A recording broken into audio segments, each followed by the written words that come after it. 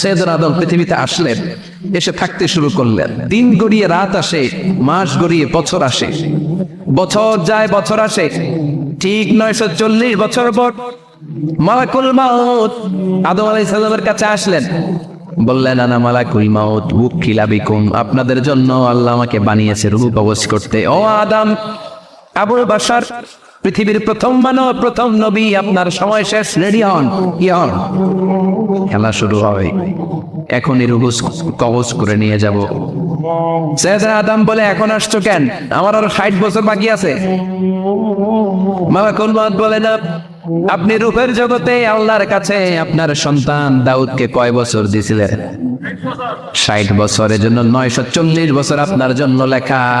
আমি এখন আপনার রূহ কবজ করতে চাই। সাইয়েদনা আদম বলে, আমি মানি না, আমি কাউকে দেই নাই, 60 বছর আমি দেই নাই, আমি আরো বাঁচব, আমি আরো বাঁচবো, 60 বছর আমি বাঁচবো, আমি দেইতেই নাই। নিয়ে যাও। মালাকুল মাউত আল্লাহর যে বলে, আল্লাহ দেয় নাই বলে, আসলে ভুলে গেছে। আসলে মানুষ ভুলে যায়, মানুষ বস্তু ভুলে যায়। আমরা অনেক সময় খাইয়াও কই খাই নাই। অনেক কিছু আপনি দিছিলেন কিন্তু ভুলে যাই, গলার নিচ দিয়ে নামার পরে কই তুমি কিচ্ছু দাও নাই। আচ্ছা না নাই? নাসিয়া আদম ফানাসিয়া বানু, আদম আলাইহিস সালাম ভুলে গেছেন, তাই আমরাও ভুল করি, ঠিক কিনা? এজন্য আমাদের নেতারাও বলে এটা দেবো ওটা দেবো, নির্বাচনের পর সব ভুলে যায়। আচ্ছা না নাই? ওই যে আদম আলাইহিস সালাম বলছে, আমরা ভুলে যাই। অন্যদের দোষ কি?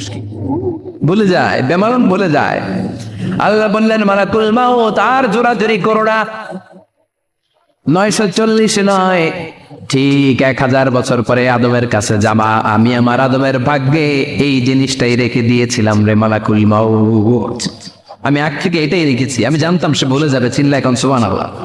তার মানে পৃথিবীর সবচেয়ে লম্বা মানুষ, 60 হাত লম্বা, এত শক্তিশালী আদম আলাইহিস সালাম শ্রীলঙ্কা প্রথম নেমেছিলেন। এক লাফ দিলে আদামায় চলে যাইতেন। সুবহানাল্লাহ। কি লম্বা মানুষ, থাকতে পারছে? কথা নাই, গবে ধরছে। শেষ করে দিই, হ্যাঁ? আরো কয়েক মিনিট চলবে, চলবে, চলবে। তাকবীর দেন, না হে তাকবীর। আদম আলাইহিস সালাম চলে গেলেন। ওনার পরের নবী ইদ্রিস আলাইহিস সালাম, উনি মরে নাই। ইদ্রিস আলাইহিস সালাম মরছে, কে বলছে? উনিও মরেছেন। তবে ওনার মৃত্যুর আজীব এক ঘটনা আছে, অনেক লম্বা কথা। এক ফেরেশতার সাথে ওনার বন্ধুত্ব হয়েছিল, বলেছিলেন আমি আকাশ দেখতে চাই, আল্লাহর কাছে অনুমতি চাই। আল্লাহ বলল ঠিক আছে, ইদ্রিসকে আকাশে ঘুরাও। প্রথম আকাশে ঘুরলেন, দ্বিতীয় আকাশে ঘুরলেন, তৃতীয় আকাশে ঘুরলেন, চতুর্থ আকাশে ঘুরলেন। ইন দ্য মিন টাইম চতুর্থ আসমানে মালাকুল মাউত পৃথিবীর দিকে নেমে আসছিল। ওই ফেরেশতা বলে, মালাকুল মাউত আপনি কই যান? মালাকুল মাউত বলে, একটু আগে আল্লাহ ফরমান জারি করেছে, চতুর্থ আসমানে আমার নবী ইদ্রিসের রূহ কবজ কর। সুবহানাল্লাহ। আমি বললাম, আল্লাহ আপনার পাঠানো নবী সাইয়েদনা ইদ্রিস থাকে দুনিয়ায়, চতুর্থ আসমানে পাবো কই? আল্লাহ কই কথা নাই, দৌড় দে। আমি দৌড় দিলাম, এসে দেখি ইদ্রিস আলাইহিস সালাম এখানে রেডি। সুবহানাল্লাহ। ওয়ারাফা'নাহু মাকানান আলিয়্যা। ইদ্রিস আলাইহিস সালামের রূহ কবজ দুনিয়ায় হয় নাই, চতুর্থ আকাশের মধ্যে হয়েছে। একটু চিৎকার করে পড়বেন সুবহানাল্লাহ। এরপরে সুলাইমান আলাইহিস সালাম, উনি তো মরে নাই, মরছে। উনি জিন চালাইতো, উনিও মরবে। শক্তিশালী একজন নবী ছিল। উনি মালাকুল মাউতকে বলেছিলেন, মালাকুল মাউত আমার মৃত্যুর সুয়াইয়া সামান্য কিছু আগে আমারে বইলো, আমার একটা কাজ আছে। মালাকুল মাউত মৃত্যুর কিছু সময় আগে এসে বলল, সুলাইমান টাইম ইজ আপ, সময় শেষ, অল্প কিছু সময় বাকি, কি করবেন করেন। সাইয়েদনা সুলাইমান জিনদেরকে ডাকলো, ও জিনেরা, বিশাল একটা প্রজেক্ট আছে, প্রজেক্টে কাজ শুরু করো। আর কিছু জিনকে বললো, চারদিকে গ্লাস ফিটিং করা একটা রুম বানাও। সাইয়েদনা সুলাইমান আলাইহিস সালাম গ্লাস ফিটিং করা রুমের ভেতরে ঢুকলেন। এই রুমে ঢুকার দরজা নাই, হাতে একটা লাঠি নিলেন। কি নিলেন? লাঠির মধ্যে ভর করে দাঁড়িয়ে রইলেন আর জিনদের দিকে তাকিয়ে রইলেন। জিনেরা এত বদমাশ ছিল, সাইয়েদনা সুলাইমান দাঁড়িয়ে না থাকলে কাজ করতো না। ছিল ফাঁকিবাজ। কি ছিল? দাঁড়ায় না থাকলে আজও লোকজন কাজ করতে চায় না, ঠিক কিনা? মালিক দাঁড়ায় থাকলে ঠিকই কাজ হয়ে যায়। সুলাইমান আলাইহিস সালাম লাঠির মধ্যে ভর দিয়ে দাঁড়িয়ে রইলেন আর বললেন, কাজ করো। জিনেরাও কাজ শুরু করলো। ওদিকে মালাকুল মাউত এসে বলে, ও সুলাইমান সময় তো শেষ। সুলাইমান বলে, সমস্যা নাই, রূহ কবজ করো। উনি লাঠির মধ্যে ভর দিয়ে দাঁড়িয়ে রইলেন। গ্লাস ফিটিং করা রুমের ভিতরে কোরআন সাক্ষী। মালাকুল মাউত ওইভাবে লাঠিতে ভর দেওয়া অবস্থায়, দারুণ অবস্থায় সাইয়েদনা সুলাইমান আলাইহিস সালামের রূহ কবজ করে নিলেন। উনি এমন ভাবে দাঁড়িয়েছেন, রূহ চলে গেল, লাশ হয়ে দাঁড়িয়ে রইলেন। লাঠির মধ্যে দাঁড়িয়ে আছেন, জমিনের মধ্যে লুটিয়ে পড়ে নাই। সুবহানাল্লাহ। জিনগুলো দূর থেকে ভাবতো বস তো দাঁড়ায় আছে। কে দাঁড়ায় আছে? জিনারা মনে করছে বস দাঁড়ায় আছে, কাজ করতে হবে। করতে করতে পুরা প্রজেক্টের কাজ শেষ। ইন দ্য মিন টাইম ঝিঝি পোকা, ওই পোকা যে পোকা কাঠ খেয়ে ফেলে, এই কাঠ খাওয়ার পোকা সুলাইমান আলাইহিস সালাম লাঠির ভেতরে ঢুকে লাঠিও খেয়ে ফেলেছে। সাইয়েদনা সুলাইমান আলাইহিস সালাম তপাস করে জমিনে পড়েছে। আর জিনেরা কয় হায় হায়, খালি খালি কাম করছে এতদিন। সুবহানাল্লাহ বলবেন না? সুলাইমান আলাইহিস সালাম বাঁচতে পারে নাই, চলে গেলেন। মুসা আলাইহিস সালাম মরছে, উনি মরবে কেন? উনি তো রানী মার মরছে। এক খাপ করে ফেরাউনের বাবুর্চি নাই, মুখের আগে হাত চলতে কয়েকজন, এর মধ্যে মুসা আলাইহিস সালাম আছে না নাই? মালাকুল মাউত মানুষের আকৃতিতে অনুমতি না নিয়ে ঘরের ভেতরে ঢুকে গেল। ঢুকে বলে আনা মালাকুল মাউত, আমি মৃত্যুর ফেরেশতা। তো কি চাও? জিতু আন আকবাদা রূহাক, আপনার রূহ কবজ করতে আসছি। কিন্তু মুসা আলাইহিস সালাম দেখতেছেন দিব্য একজন মানুষ, কি দেখে? আবার সালাম দেয় নাই, অনুমতি নিয়েও ঢুকে নাই। ও মিয়া, অনুমতি নিয়ে ঘরে ঢুকার দরকার আছে না নাই? মুসা আলাইহিস সালামের মেজাজ বড় গরম। উনি বললেন কি করবি? কয় আপনারে মারবো। কয় এদিকে আয়। মালাকুল মাউত মনে মনে ভাবে এতদিন সব মানুষগুলো আমারে দেখলে দিত দৌড়, আজকে মনে হয় আমারে দিতে হবে দৌড়। এক পা গায়ে দুই পা পেছায় সাহস করে সামনে গেলেন। আবার মুসা আলাইহিস সালাম দিলেন এরকম বুখারীর বর্ণনা, এক থাপ্পড়ে চোখ নাই। ঠিকই মালাকুল মাউত দৌড়, এক দৌড়ে আল্লাহর কাছে। আল্লাহ বললেন রাখো, এটা মুসা আলাইহিস সালাম, তার মেজাজ বড্ড গরম, আমাকে কথা বলতে হবে। আল্লাহ বললেন মুসা, বুখারীর বর্ণনা, গরুর পিঠের উপর হাত রেখে দাও। রাখা বলো, তোমার হাতের নিচে গরুর যত পশম, প্রত্যেক পশমের বিনিময়ে এক এক বছর করে হায়াত বাড়িয়ে দিলাম। মুসা আলাইহিস সালাম অনেক চালাক নবী, উনি বললেন আল্লাহ আমার হাতের নিচে যদি গরুর 2000 পশম থাকে, তার মানে 2000 বছর হায়াত বাড়িয়ে দিলেন, কিন্তু এক্সট্রা হায়াত যখন শেষ হয়ে যাবে এরপরে কি হবে? আগে ওইটা বলেন। আল্লাহ বললেন সুমাল মাহবুত, তারপরে তো মুসা মরতেই হবে, আসতেই হবে। সাইয়েদনা মুসা আলাইহিস সালাম বললেন ফাল আনা, তাহলে আর দেরির দরকার নাই, এখনই আমি আপনার কাছে চলে যেতে চাই। মালাকুল মাউত মুসা আলাইহিস সালামের রূহ নিয়ে উড়াল দিলেন। সুবহানাল্লাহ। বুঝতে পারছে? বিশ্বনবী মরে নাই, উনি ইন্তেকাল করেছেন। চিল্লায় এখন ঠিক কিনা? ইন্তেকালের আগে বিশ্বনবী প্রচন্ড অসুস্থ হলেন। মা আয়েশারে ডেকে বললেন আয়েশা, মনে হয় আমি বাঁচবো না। ওই যে খায়বার বিজয়ের দিন, খায়বার দুর্গ বিজয় করার পরে এক ইহুদি মহিলা আমার দাওয়াত দিয়েছিল।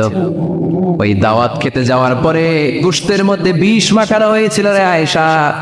ওই বিষ মাখানো খাসির গোশত খেয়ে যে ব্যথা আমার পেটে উঠেছিল, আজ আবার সেই ব্যথা উঠেছে। বিশ্বনবী ওই বিষ খাওয়ানো গোশতের কারণে ইন্তেকাল করেছেন। তার মানে বিশ্বনবীর সাথে জামা আল্লাহ বাইনান নবুওয়া ওয়াশ শাহাদা, আল্লাহ বিশ্বনবীকে শুধু নবী বানায় নাই, শহীদ হিসেবে কবুল করেছে। সুবহানাল্লাহ বলবেন না? প্রচন্ড অসুস্থ, উনি ছাড়া মসজিদে নববীতে কেউ ইমামতি করার সাহস পায় না। বিশ্বনবী বললেন আবু বকর তুমি যাও, আবু বকরও যায় না। বিশ্বনবী বললেন পানি আনো। বিশ্বনবী পানি দিয়ে ওযু করলেন। ওযু করে কয়েকজন সাহাবীকে ধরে উঠতে চাইলেন, আবার তপাস করে বেহুশ হয়ে পড়লেন। বিশ্বনবী উঠতে পারে না। আবার বললেন ঠান্ডা পানি আনো। পানির ভেতরে বিশ্বনবী দুই হাত ঢুকিয়ে দিয়ে ঠান্ডা ভিজা হাত দিয়ে চারার মধ্যে মাসে করলেন আর বললেন ইন্নালিল মাউতি লা সাকারাত, হায়রে মৃত্যুর কি যন্ত্রণা, হায়রে মৃত্যুর যে কি কষ্ট। বিশ্বনবী যদি মৃত্যুর কষ্টে কাতরায়, আমাদের অবস্থা কি?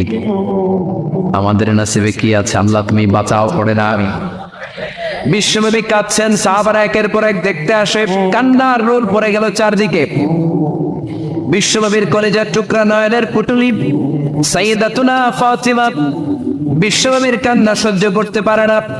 বিশ্বনবীকে ধরে মা ফাতিমা, সাইয়্যিদাতুনা ফাতিমা বিলাপ করা শুরু করে দিলেন, চিৎকার দিয়ে কান্নাকাটি শুরু করে দিলেন আর বললেন ওয়া কুরবা, ওয়া কুরবাবা, হায় হায় আমার বাবার কি কষ্ট, আমার বাবার কি কষ্ট হচ্ছে। বিশ্বনবী বললেন, ফাতেমা তুমি কেঁদো না, আমার কষ্ট আজকের পরে আর থাকবে না, আজকে তোর বাবার সব হয়ে যাবে। কি যেন কানে কানে বললেন, ফাতেমা আরো কেঁদে দিল। আবার কানে কানে কি যেন বললেন, ফাতেমা হেসে দিল। বিশ্বনবীর ইন্তেকালের অনেক পর মা আয়েশার কাছে ফাতেমা বললেন, আমি যখন প্রথমে কেঁদেছিলাম আব্বা বলেছিল আমি আর বাঁচবো না রে ফাতেমা। আবার কানে কানে একটা কথা বলার পরে হেসেছিলাম, আব্বা বলেছিল আমার পরে আমার পরিবার বর্গের মধ্য থেকে সর্বপ্রথম তোমার সাথে আমার দেখা হয়ে যাবে রে ফাতেমা। অল্প কয়েক মাসের ব্যবধানে সাইয়েদাতুনা ফাতেমা উনিও ইন্তেকাল করলেন। বিশ্বনবী শোয়া থেকে উঠতে পারে না। এক সাহাবীকে দেখলেন মেসওয়াক করছে। বিশ্বনবী মেসওয়াকের দিকে তাকিয়ে রইলেন। বিশ্বনবীর নিথর দেহটা পড়ে আছে। আয়েশারা যে বলবে আয়েশা মেসওয়াক দাও, বলতে পারে না। মা আয়েশা বুঝতে পেরে মেসওয়াক আনলেন, বিশ্বনবীকে মেসওয়াক করিয়ে দিলেন। এবার বিশ্বনবী বললেন, ও আবু বকর শোনো, আল্লাহ আমাকে অপশন দিয়েছে। কি দিয়েছে? আল্লাহ বলেছে নবী আজীবন থাকতে চাইলে থাকেন, আর আসতে চাইলে চলে আসেন। আমি থাকতে না চেয়ে আল্লাহর কাছে চলে যাওয়ার ইচ্ছা করলাম। সাইয়েদনা আবু বকর কান্না জুড়ে দিলেন। বিশ্বনবী বললেন, আসসালাত আসসালাত, ও আমার উম্মতেরা নামাজ তরক করো না। ইন্তেকালের আগে বললেন নামাজ ছেড়ে দিও না। আর বললেন, ওয়ামা মালাকাত আইমানুকুম, তোমাদের অধীনস্থ কর্মচারীদের সাথে খারাপ আচরণ করো, ঘাম শুকানোর আগে পয়সা দিয়ে দিও। আর হাত দুটো উঁচু করে বললেন, আল্লাহুম্মা ইলা রাফিকিল আলা, ও আল্লাহ আমি আপনার কাছে যেতে চাই। এই কথাটা বলে বিশ্বনবীর হাত দুইটা থপাস করে জামিনে পড়ে গেল। বিশ্বনবীও চলে গেলেন। থাকতে পেরেছে কেউ? চিন্নায় বলেন। এজন্য আমরা আল্লাহর কাছে ইমানই মৃত্যু চাই। কি মৃত্যু?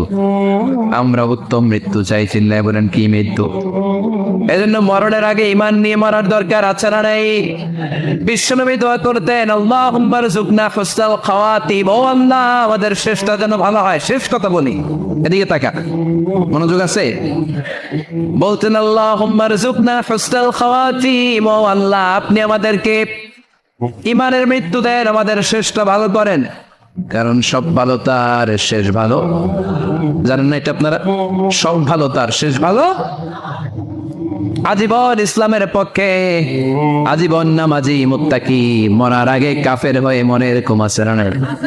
মরার আগে শাহবাগের মঞ্চে উঠে ভাষণ দেয়, ভাইয়েরা আমার আছে না নাই?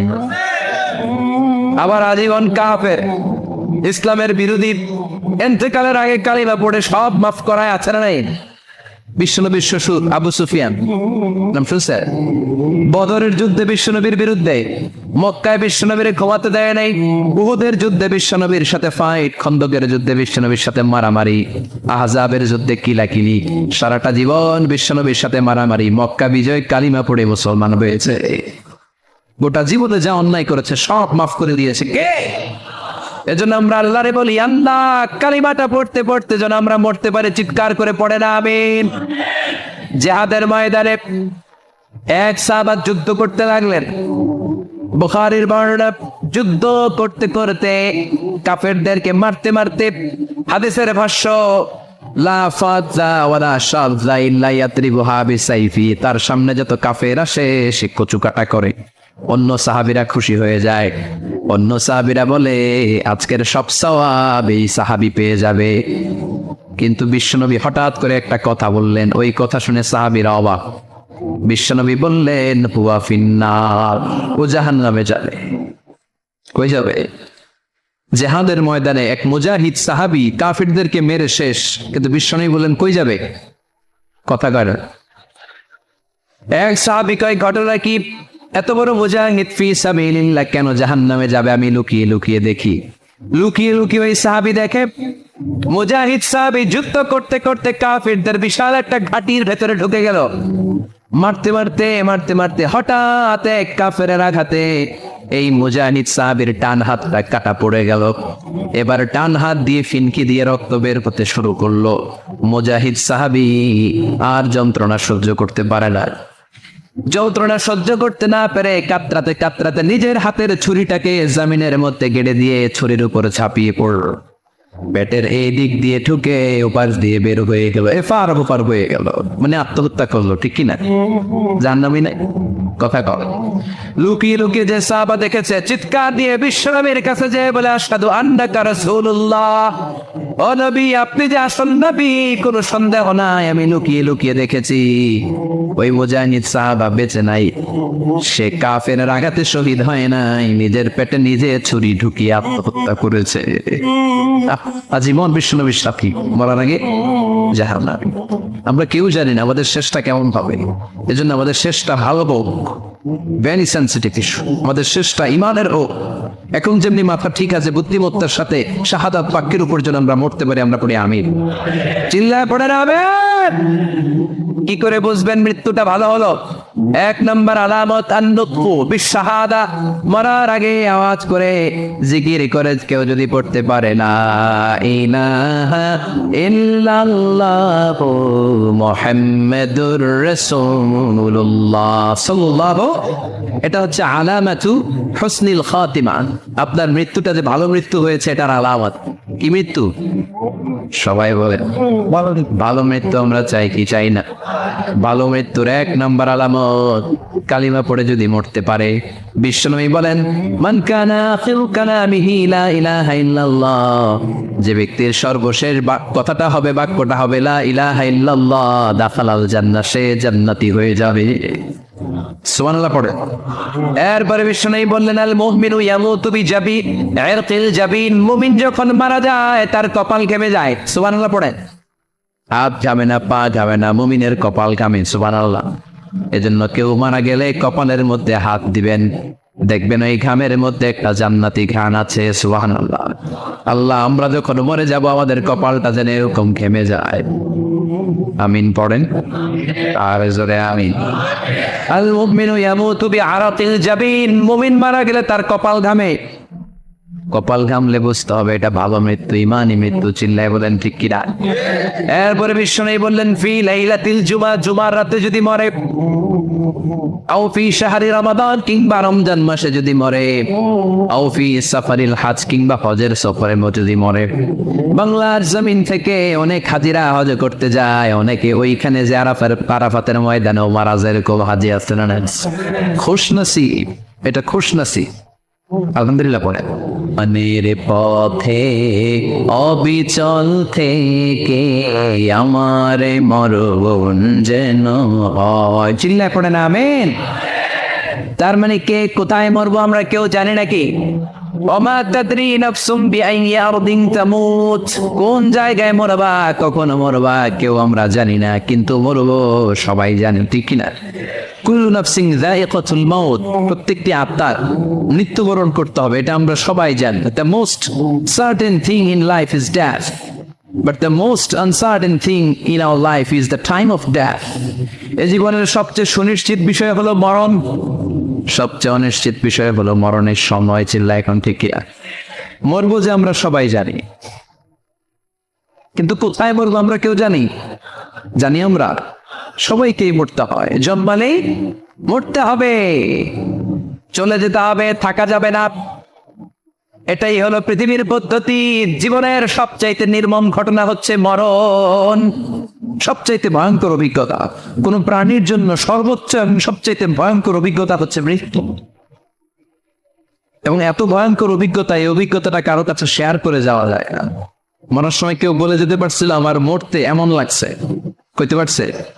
কেমন লাগছে বলতে পারে? বলা যায় না। তার আগেই চলে যেতে হয় শৈশব, কৈশোর, যৌবন, বার্ধক্য, প্রৌঢ়ত্ব, বয়সের ছাপ, কালো চুল দাড়ি সাদা হয়ে যাওয়া, দাড়ি চুলের শুভ্রতা, দুর্বলতা। This is the circle of life. ছোট্ট ছিলাম, বড় হলাম, সিঙ্গেল ছিলাম, ডাবল হলাম, তারপরে বাবা হলাম, তারপরে শ্বশুর হলাম, তারপরে নানা হলাম, তারপরে চলে যেতে হবে। This is the circle of life. চিল্লায় বলেন ঠিক কিনা? এই যে মুরব্বীরা, দাড়ি পাকা মুরব্বী যারা আছে, আপনারা কি মনে করছেন মায়ের পেট থেকে মুরব্বী হয়ে বেরিয়েছিল? কিরকম বের হয়েছিল? তারাও ওয়া ওয়া করেছে, এরাও ফিডার খাইতো, এই চাচারা খায় নাই? এরাও ফিডার খেত, এরাও মায়ের বুকের দুধ খেত, এরাও ছোট্ট বাচ্চাদের মতো গরমকালে পানির মধ্যে ডুবাইতো। স্কুল ফাঁকি দিয়ে বাচ্চারা ডুবাই আছে না নাই? উকিয়াতের ঘুম নাই। ছোট্ট বাচ্চা ছিল, বড় হলো, বান্ধবকে উপনীত হলো। This is the circle of life. চলে যেতে হবে। বিশ্বনবী বললেন, আমার উম্মতি মিনা সিত্তিনা ইলা সাবঈন, আমার উম্মতের গড় বয়স হলো 60 থেকে 70। এই উম্মতের গড় বয়স কত? 60 থেকে 70। ওয়া আকাল্লুহুম মাইয়াজুজু যালিক, অল্প কিছু মানুষ আছে যারা 70-এর বেশি হায়াত পায়। এখানে 70-এর বেশি আছেন কারা? হাত তোলেন দেখি তো। কয়জন? একজন, দুইজন, তিনজন। মাশাআল্লাহ, আল্লাহ আরো হায়াত দেয়। আল্লাহ এদেরকে আরো হায়াত দারাজ করুক। চিল্লায় বলেন আমিন। তার মানে আমার উম্মতি মা বাইনা সিত্তিন ইলা সাবঈন। বিশ্বনবী বললেন এই উম্মতের গড় বয়স 60 থেকে 70, আর 70-এর বেশি হায়াত পাবে। ওয়া আকাল্লুকুম মাইয়াজুজু যালিক, 70-এর বেশি পাবে হাতে গোনা, গুনে বের করে ফেলা যায় 1 জন 2 জন 3 জন। বাকি সব 60-এর আগে নাই। চিল্লা এখন ঠিক কি না? বাংলাদেশের গড় হায়াত কত মানুষের? 60। বিশ্বনবীর কথার সাথে মিলে গেছে। চিল্লায় পড়েন সুবহানাল্লাহ। এই জন্য বিশ্বনবী বলেন, এই যে মুরব্বীদের দাড়ি পাকে, এই যে রাস্তায় অ্যাক্সিডেন্ট হয়, এই যে ক্যান্সারে আক্রান্ত হয়ে লোকজন মারা যায়, তার উপরেও কি টনক নড়ে না? এরপরেও কি বিবেকে ধরে না যে তোমাকে চলে যেতে হবে? আকসিরু যিকরা হাযিবিন লাযযাত, জীবনের সব স্বাদকে পানসা করে দেয় ওই মরণকে স্মরণ করো। মরণকে স্মরণ করলে জাহান্নাম বরণ করা লাগে না। চিল্লায় বলেন ঠিক কি না? আবার আল্লাহ বললেন, গোলাম, স্পেশাল একজন ফেরেশতা আমি মরণের জন্য সিলেক্ট করলাম, নাম মালাকুল মাউত। তাকে আমরা আজরাইল বলে চিনি। এই মালাকুল মাউত তার বাহিনী নিয়ে নির্ধারিত টাইমে গোটা বিশ্বের সব মানুষের রূহ কবজ করে। অন টাইম নাকি দেরি করে? মালাকুল মাউত আগেও আসে না, পরেও আসে না। সুবহানাল্লাহ পড়ে। সাইয়েদনা সুলাইমান আলাইহিস সালাম জামানাতে ওনার এক ওয়াজির ছিল, মন্ত্রী। ওই মন্ত্রীকে নিয়ে উনি বৈঠক করতেন। ওনার সময় উনি মালাকুল মাউতের সাথে বৈঠক করতেন। শুনতেছে?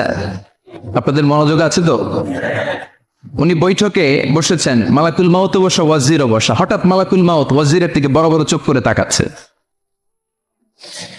বড় বড় চোখ করে তাকানোতে ওয়াজির ভয় পেয়েছে। হঠাৎ মালাকুল মাউত চলে গেল। ওয়াজির বলে, ও সুলাইমান আলাইহিস সালাম, এই যে লোকটা বড় বড় চোখ করে আমার দিকে তাকালো, এটা কে? সাইয়েদনা সুলাইমান বলে, হাদা মালাকুল মাউত। যে বর্ণনাটা বলছে এটা হাদিস না, এটা হচ্ছে ইসরাইলিয়া, জিউস ট্রেডিশন।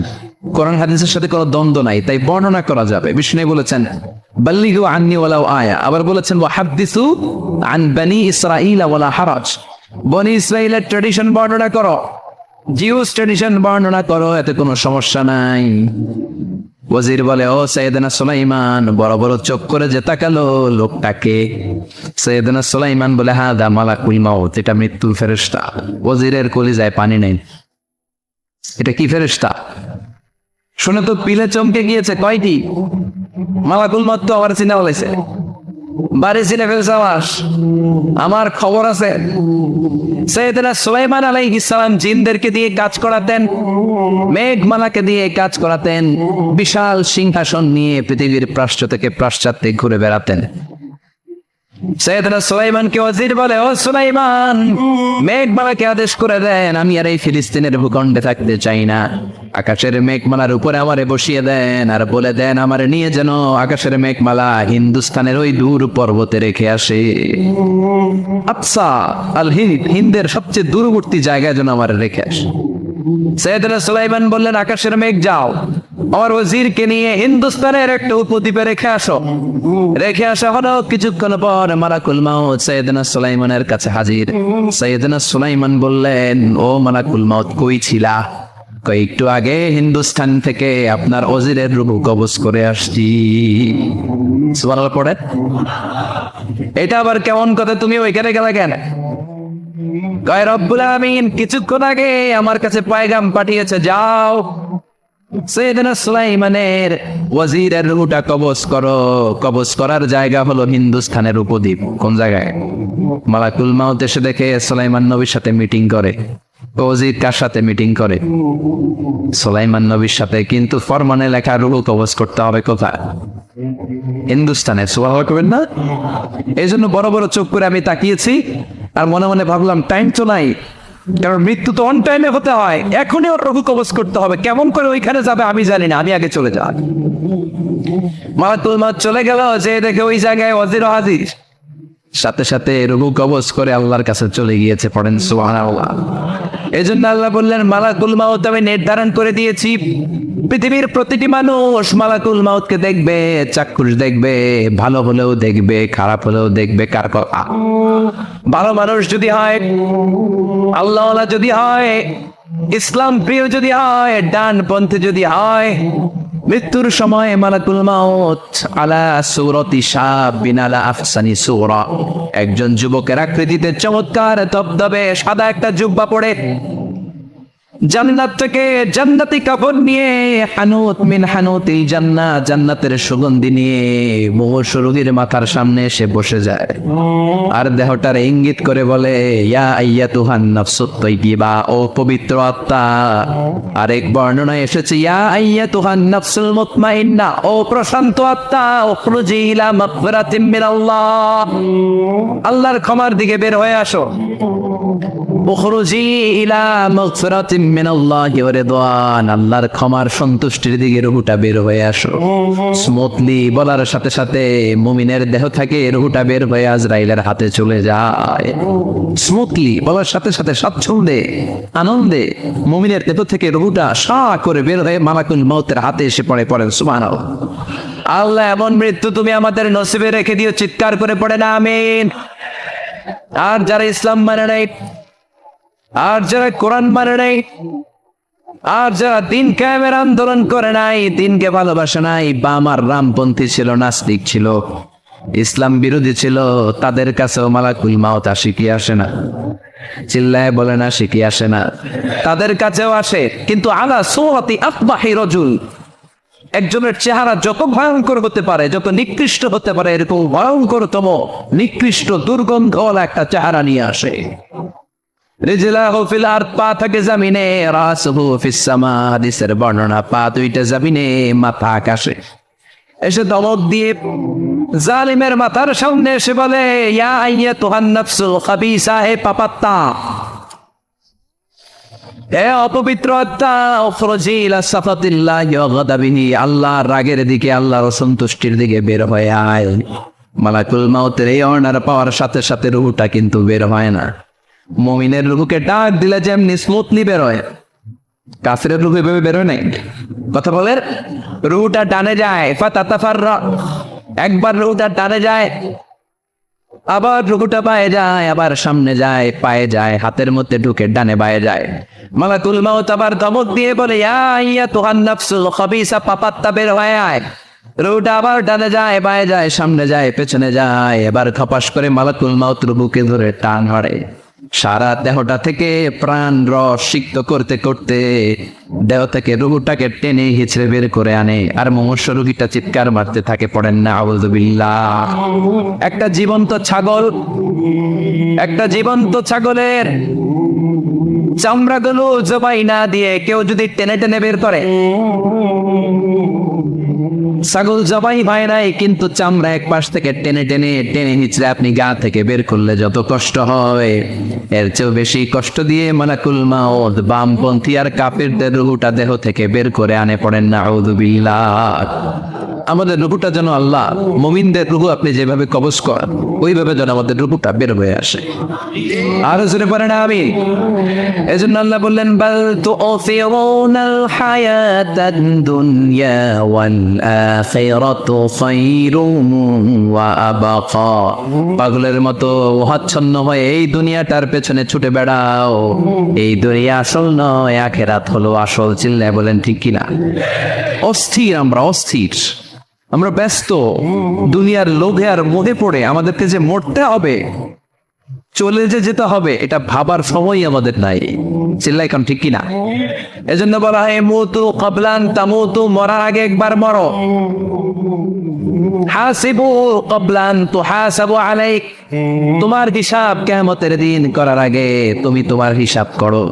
জীবনে কি কি পাপ করেছি আমি জানি, আমার চেয়ে ভালো কেউ জানে না। চিল্লায় বলেন ঠিক কিনা? কি কি অন্যায় করেছি আমার হৃদয়ের মধ্যে কথাগুলো আছে না নাই? পৃথিবীর কেউ না জানলেও আমি জানি কি জানি না? পৃথিবী না জানুক আমি তো জানি, আমি কি পাপ করেছি হায়। না জানুক আমি তো জানি, আমি কি পাপ করেছি হায়। আমার পাপের করলে বিচার, বাঁচার উপায় নাই আমার। দয়াময় প্রভু মাফ করো আমায়, মাফ করো আমায়। পড়ে না আমি আর জোরে আমিন। এজন্য হাসিবু ক্বাবলান তুহাসাবু আলাইক, তোমার হিসাব বসার আগে নিজে হিসাব করো কি কি করলা। আসল মরণের দিন শটান হয়ে তো শুয়ে পড়ো ভাই, মরার আগে আরেকবার মরো। মরার আগে আরেকবার কি করবেন? কথা বলেন, মরার আগে কি করতে হবে? হঠাৎ একদিন বিছানায় শটান হয়ে শুয়ে যান, চক্ষুটা বন্ধ করেন, ভাবেন মরে গিয়েছেন। এই তোমার কুলমাউত চলে এসে রুহুটা নিয়ে গেল। আত্মীয় স্বজন চিৎকার চেঁচামেচি শুরু করে দিল, কান্নার রোল পড়ে গেল চারদিকে। মাইকের মধ্য দিয়ে, মসজিদের মাইকে অ্যানাউন্স হয়, অমুক এলাকার নিবাসী অমুক ভাই আমাদের মধ্যে দুনিয়ায় নাই, তার জানাজা হবে আজকে সারা নামাজের পর। সবাই এসে রুহের মাগফিরাত করে, সবাই আপনারে দেখতে আসবে, কেঁদে কেঁদে লোকজন আপনারে কবর দিতে আসবে। চিল্লায় বলেন ঠিক কিনা? কেঁদে কেঁদে সবাই আসবে দেখার জন্য। ছেলেগুলো কাঁদবে, স্ত্রী কাঁদবে, বাবা মা কাঁদবে, বন্ধু বান্ধব কাঁদবে, আর ঘরের মধ্যে রাখা হবে না। এবার আপনাকে গোসল দেওয়ার পালা।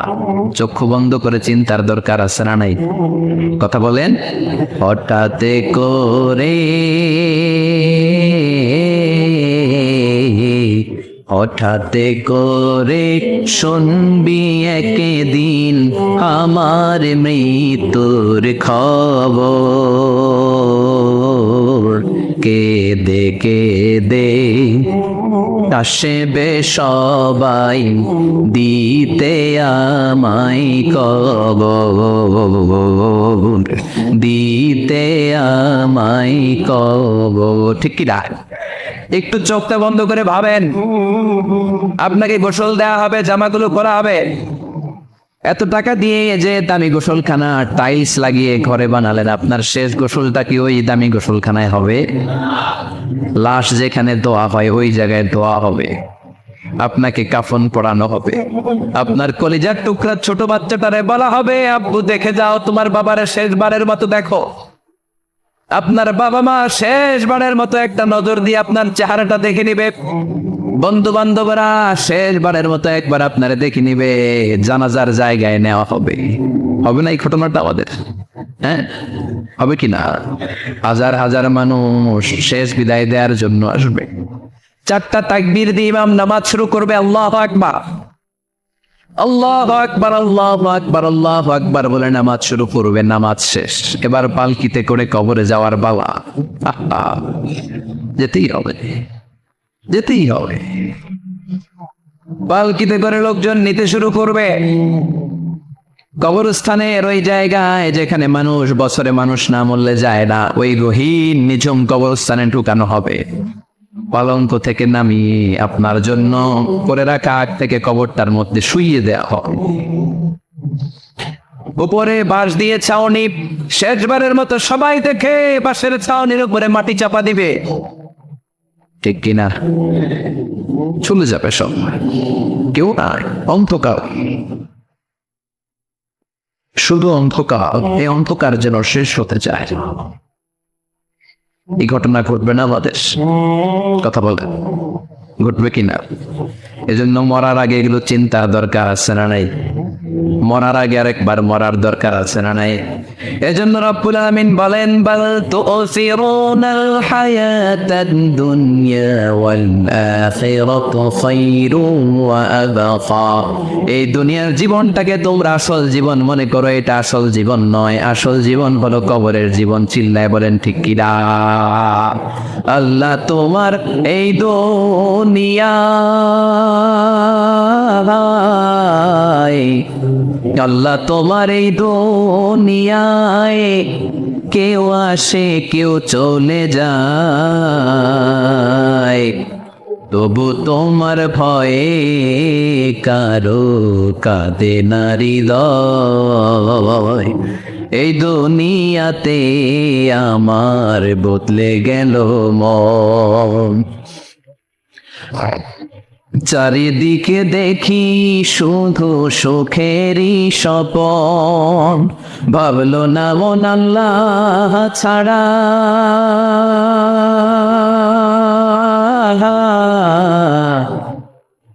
ভাবলো না মন আল্লাহ ছাড়া নেই কোনো উপায়,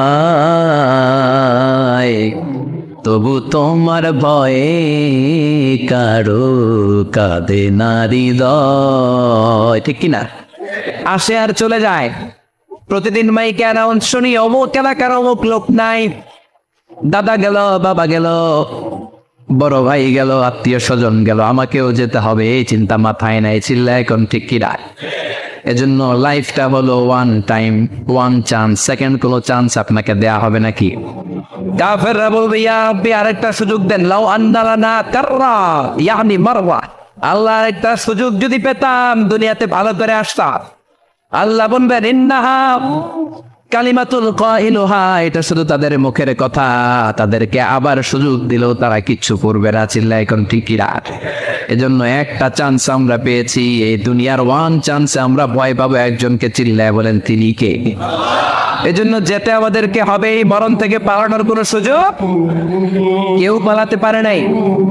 এই মরণ হলো আখিরাতের প্রবেশদ্বার। মরণ নামক পালকিতে চড়ে আমরা কবরের ভেতরে ঢুকি। মরণ হলো প্রথম পর্ব, কবর হলো দ্বিতীয় পর্ব। যেরকম ঠিক কি রাখ।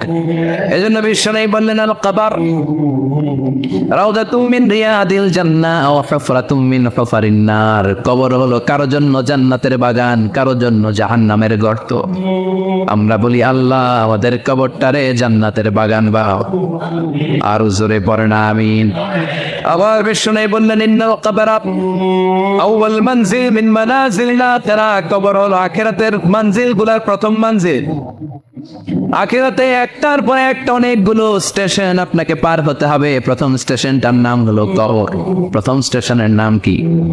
এই কবর নামক স্টেশনে যদি আপনি মাফ পেয়ে যান, সামনের সব স্টেশনগুলোতে মাফের ব্যবস্থা করবে কে? আল্লাহ।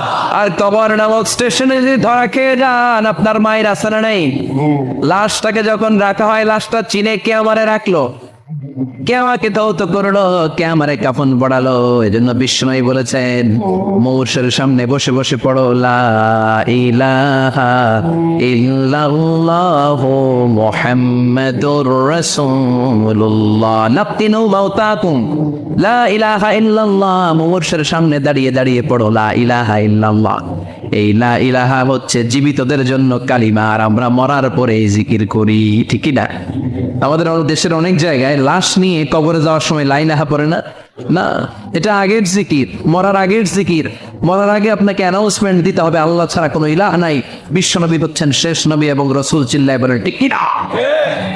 লাশটাকে যখন রেখে দেয়া হয়, বিশ্বনবী যত মানুষকে কবরে রেখেছে, তারপরে দাঁড়িয়েছেন আর বলেছেন, ইস্তাগফিরু লিআখিকুম, তোমার ভাইদের জন্য তোমরা দোয়া করো। ফাইন্নাহু আনা ইউসাল, এখনই তাকে কবরে সওয়াল করা হবে। কবরে প্রশ্ন আসছে না নাই? কথা বলেন। বিশ্বনবী খাদিজাতুল কুবরা, ওনার প্রথম স্ত্রী খাদিজাতুল কুবরা তাহেরাকে কবরের মধ্যে রেখে দিয়ে কাঁদতে শুরু করলেন। চোখের পানি ছেড়ে অনেক দোয়া করলেন। দোয়া শেষে সব সাহাবারা ঘরে ফিরে যায়, বিশ্বনবী যায় না। সাইয়েদনা আবু বকর বললেন, ও নবী চলেন ঘরে যাই। অনেক তো দোয়া করলেন। বিশ্বনবী বললেন, আবু বকর তুমি যাও, আমি যাব না। এইটা সাধারণ মহিলা না, এটা বিপদের দিনের সঙ্গিনী খাদিজা। মক্কায় যখন আমার কেউ ছিল না, খাদিজা আমারে ভুলে নাই। 3 বছর কাফিররা আমাকে জেলখানায় বন্দি রেখেছিলাম, শিয়াবে আবি তালেবের জেলখানা। আমার স্ত্রী ওই জেলখানার জীবনেও আমারে ছাড়ে নাই, আমার সাথে 3 বছর খাদিজাও জেল খেটেছে। একটাই মহিলা, যেই মহিলাকে আল্লাহ আরশের উপর থেকে সালাম দিয়েছে, মহিলাটার নাম খাদিজা। আল্লাহু আকবার। আমার সব সন্তান আল্লাহ খাদিজার পেট থেকে দিয়েছে। ফাতেমাতুজ জোহরা খাদিজার মেয়ে, জাইনাব খাদিজার মেয়ে, উম্মে কুলসুম খাদিজার মেয়ে, রুকাইয়া খাদিজার মেয়ে, আবুল কাসেম বিশ্বনবীর ছেলে খাদিজার ছেলে, আব্দুল্লাহ যাকে তাইয়্যিব এবং তাহের নামে আমরা চিনি, সেও খাদিজার ছেলে। সুবহানাল্লাহ। ও আবু বকর, আমার এই কলিজার টুকরা প্রিয়তমা খাদিজারে রেখে দিয়ে কেমনে বাসায় যায়? আমি দাঁড়িয়ে থাকবো, এখনই মুনকার নাকির এসে খাদিজারে প্রশ্ন করবে, আমি দেখবো খাদিজা উত্তর দিতে পারে কিনা। আর প্রশ্নের উত্তর যদি ভুল করে ফেলে, কবরের উপর থেকে আমি নিজে প্রশ্নের উত্তর দিয়ে দেব। সাইয়েদনা জিবরাইল বললেন, নবী আপনারা দাঁড়িয়ে থাকার দরকার নাই, আবু বকরের সাথে করে চলে যান। আল্লাহ জানিয়ে দিয়েছে, খাদিজার কবরের প্রশ্নে যদি কোনো সমস্যা হয়, আরশের উপর থেকে খাদিজার প্রশ্নের জবাব আল্লাহ নিজে দিয়ে দিবে। এজন্য কবরের আযাব থেকে বিশ্বনবী পানাহ চেয়েছেন। বিশ্বনবী বলেছেন, আল্লাহুম্মা ইন্না নাউযু বিকা মিন আযাবিল কবর। ও আল্লাহ, কবরের আযাব থেকে তুমি আমাদেরকে বাঁচাও। পড়ে না আমিন। কবরে মুমিনদেরকে 4টা প্রশ্ন করা হবে, কাফিরদেরকে 3টা প্রশ্ন। চিৎকার করে বলেন, মুমিনের প্রশ্ন কয়টা? আর জোরে বলেন। প্রথম প্রশ্ন, মার রব্বুক, তোর রবের নাম কি? আমরা কি বলবো? আল্লাহ আমারে রব, এই রবি আমার সব, দমে দমে তনু মনে তারি অনুভব। আল্লাহ আমারে রব, এই রবি আমার সব। পড়েন আমিন। দ্বিতীয় প্রশ্ন, আমার দিন। উত্তর, দিনের নাম কি? ধর্মের নাম কি? তৃতীয় প্রশ্ন, মান হাযার রাজুল, এই লোকটাকে কে? আমরা বলবো মুহাম্মদ সাল্লাল্লাহু। 3টা প্রশ্নের উত্তর যখন আপনি কবরে করে দিতে পারবেন, অতিরিক্ত একটা প্রশ্ন, ওয়ামা ইলমুক, এই যে 3টা প্রশ্নের উত্তর পানলা, কেমন করে উত্তর জানলা? কোত্থেকে শিখেছ? নকল করে আনছো কাফনের কাপড়ে? পরীক্ষা বলে নকল আছে না নাই? হাতে নকল আছে না? পায়ে নকল, মোজার ভিতরে নকল আছে না নাই? মোবাইলে নকল আছে না নাই? নকল থেকে আল্লাহ তুমি বাঁচাও। আরো আসতে তো না আমি। কিভাবে জানলা? কেমন করে 3টা প্রশ্নের উত্তর শিখলা? What is the source of your knowledge? তথ্যসূত্র কি? আপনাকে বলতে হবে, আমি যেই কিতাবটা থেকে শিখেছি, কিতাবটার নাম কি? চিল্লায় বলেন কিনা? এই কিতাবটা হলো কোরআন। আপনাকে বলতে হবে, কোরআন থেকে আমি শিখেছি, বিশ্বনবীর হাদিস থেকে আমি শিখেছি। 4টা প্রশ্নের উত্তর যখন পারবেন, ফেরেশতারা বলবে, আহলান সাহলান, খুশ আমদেদ, কংগ্রেচুলেশন, বাহ বাহ, তুমি তো চমৎকার পেরেছো। ফায়ুফসাহু লাহু কবরুহু 70 দিরাআন, মুমিন বান্দার কবরটা 70 হাত লম্বা করে দেয়া হবে। ইফতাহু লাহু বাবুন ইলাল জান্নাহ, জান্নাতের দিকে তার কবর থেকে একটা দরজা বানিয়ে দেয়া হবে। জান্নাতের সুঘ্রাণ, ঠান্ডা বাতাস এসে তার কবরের ভিতরে ঢুকতে শুরু করবে। ইলবাসু লিবাস মিন আহলিল জান্নাত, জান্নাতীদের পোশাক তার গায়ের মধ্যে পরিয়ে দেয়া হবে। আল্লাহু আকবার। আর বলা হবে, নাম কানাউমিল আরুস, বাসর রাতে বর যেমনি কনেকে নিয়ে ঘুমিয়ে যায়, তুমিও একটা ঘুম দাও। আলহামদুলিল্লাহ পড়ে মুমিন বান্দা আনন্দের একটা ঘুম দিবে। ইসরাফিলের সিংগার আওয়াজ ছাড়া পৃথিবীর কোনো কিছুই তার আগে ঘুম ভাঙতে পারবে না। আল্লাহ আমরাও যেন সেদিন কবর একটা মজার ঘুম দিতে পারি, তুমি তৌফিক দাও। জোরে বলেন আমিন। এবার বামপন্থী নাস্তিক আর কাফেরদের পালা, ইসলাম বিদ্বেষীদের পালা, আলে ওলামাদের শত্রুদের পালা, ইসলামকে যারা বিজয়ী শক্তি হিসেবে মানতে পারে নাই তাদের পালা। চিল্লা এখন ঠিক কিনা? ওদেরকে একই প্রশ্ন, রব কি? ওরা বলবে আমি জানি না। আমাদের উত্তর আল্লাহ। ওরা বলবে আমি কিচ্ছু জানি না, আমি সব ভুলে গেছি, আমার মাফ করে দেন, আমি কিছুই জানি না। তবে আমি ইসলাম বিরোধীদের সাথে চলতাম, যারা ইসলাম রে বাস দিত আমি তাদের সাথে স্লোগান দিতাম। এরকম ডাকাইত আছে না নাই? দ্বিতীয় প্রশ্ন, আমার দিন ও তোমার ধর্মের নাম কি? কয় আমার ধর্ম নাই, আমার ধর্ম কর্ম নাই, আমি খালি দুনিয়াকে মাচালে লো, দুনিয়া তোমারই है, আমি খালি তুম্মা চলে দু, আছে না নাই? আমি শুধু মৌজ মাস্তিতে ব্যস্ত ছিলাম, আমার দুনিয়া নাই, দিন নাই, আখেরাত নাই, রবকে আমি জানি না, ধর্মকে জানি না। ইসলাম বিরোধী রাজনীতি আমি করতাম, মাও সেতুলের রাজনীতি, কার্ল মার্কসের রাজনীতি, বুশের রাজনীতি, ডোনাল্ড ট্রাম্পের রাজনীতি, বামপন্থীদের রাজনীতি, চিল্লাই কল ঠিক কিনা? কোনো ধর্ম নাই। এই লোকটাকে চিনো কিনা বলো। বিশ্বনবীর চেহারা দেখিয়ে বলা হবে এই লোকটাকে, কয় জানি না। এরে আমি মানতাম না, এরে আমি গালি দিতাম। এরকম জাহান্নামের নরকীট আর পিতৃ পরিচয়হীন জাহদ সন্তান বাংলার দেশেও আছে না নাই? এই মহামানবটাকে গালি দিয়ে পৈশাচিক আনন্দ পায়। পত্রিকায় লিখে, ব্লগের মধ্যে লিখে, ইন্টারনেটে কার্টুন বানিয়ে বানিয়ে পৈশাচিক ফুর্তি করে। এগুলো জাহান্নামের কীট, এগুলো জারদ সন্তান, বাপ মায়ের ঠিক নাই। চিল্লা এখন ঠিক কিনা? আমার নবীরে যারা গালি দেয়, এগুলোর বাপ মায়ের ঠিক আছে? এগুলোর কোনো গোড়া আছে? এগুলোর কোনো শেকড় আছে? এগুলো আগাছা চিৎকার করে বলো ঠিক কিনা? বলবে আমি জানি না, ফেরেশতারা বলবে দা আমরা জানি।